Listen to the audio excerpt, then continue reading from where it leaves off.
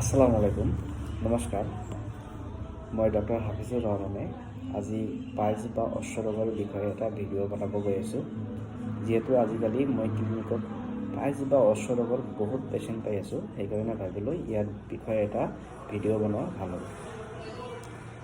আপোনালোকৰ কোনোবাই যদি মলদাৰ বা পায়খানা ৰাস্তাৰ পৰা তেজ ওলোৱা অনুভৱ কৰে, পায়খানা কৰাৰ পিছত টয়লেট পেপাৰ বা পানীটো অলপ ৰঙা ৰঙা দেখা যায়, তেতিয়াহ'লে ভাবিব যে আপোনালোকৰ পাইলছ হৈছে।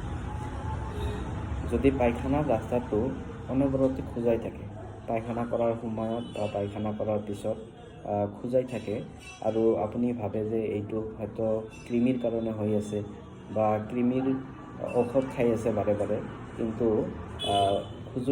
খুজুটি বা চুলকানিটো কমা নাই, তেতিয়াহ'লে ভাবিব এইটো পাইলছৰ লক্ষণ হয়। আপোনালোকৰ কোনোবাই যদি পায়খানাৰ ৰাস্তাৰ চাৰিওফালে বা যিকোনো একফালে কিবা ফুলা বা গুটিকা অনুভৱ কৰে, যিটো পায়খানাৰ প্ৰেছাৰ দিয়াৰ সময়ত বেছিকৈ ফুলে আৰু পিছত কমি যায়, তেতিয়াহ'লে ভাবিব যে আপোনাৰ পাইলছ হৈছে। পায়খানাৰ লগত যদি বেছিকৈ মিউকাছ বা শ্লেষ্মা আহে, তেতিয়াহ'লে ভাবিব যে এইটো এটা পাইলছৰ লক্ষণ হয়।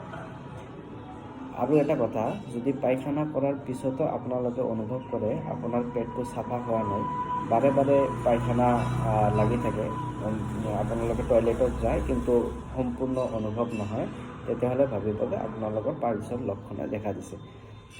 হোমিঅ'পেথিত বহুত ঔষধ আছে যিবিলাকে পাইলছ ৰোগটো সম্পূৰ্ণভাৱে নিৰাময় কৰাত সহায় কৰে। মই দুই এটা ঔষধৰ নাম কৈ দি আছোঁ, যেনেকৈ এস্কিউলাছ হিপোকেষ্ট্টেনাম, নাক্স ভূমিকা, ফুজা আদিৰ দৰে শতাধিক ঔষধে পাইলছ ৰোগটো সম্পূৰ্ণভাৱে নিৰাময় কৰে। মই দুই এটা ঔষধৰ নামহে কৈ আছোঁ। হোমিঅ'পেথিত শতাধিক ঔষধ আছে পাইলছ ৰোগৰ কাৰণে। আমি ৰোগীৰ লক্ষণ হিচাপে বা চিমটম হিচাপে কোনটো মেডিচিন বেছি চুইটেবল হয়, সেইটো মেডিচিন আমি দিওঁ। আজিলৈকে ক্লিনিকত নহ'লে মই 3 বছৰত 3000টামান পাইলছৰ ৰোগী চিকিৎসা কৰিছোঁ। ৰিজাল্ট বহুত ভাল। পাইলছ ৰোগটো সম্পূৰ্ণভাৱে নিৰাময় কৰে, একো ছাইড এফেক্ট নোহোৱাকৈ। আপুনিও যদি আপোনালোকৰো কোনোবাই যদি এনেকুৱা সমস্যাত ভুগি আছে, নিশ্চয় আপোনালোকে হোমিঅ'পেথিক ঔষধ খাব পাৰে, একদম টেনশ্যন ফ্ৰী ভাৱে। ইয়াৰ কোনো ছাইড এফেক্ট নাই।